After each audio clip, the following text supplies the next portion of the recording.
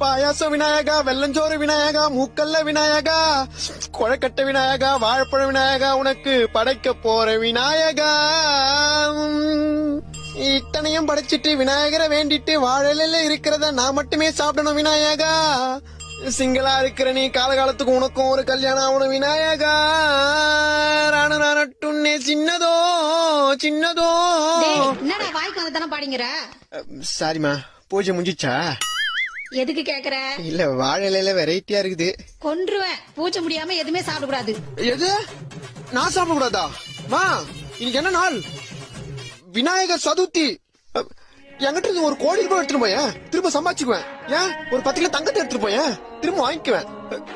என் விநாயகருக்கு படைச்ச படையில சாப்பிட கூடாதுன்றியம்மா. அவர் யாருமா? அவர் என்ன கொடுக்காம சாப்பிட மாட்டாரு. அவர் என் விநாயகரு.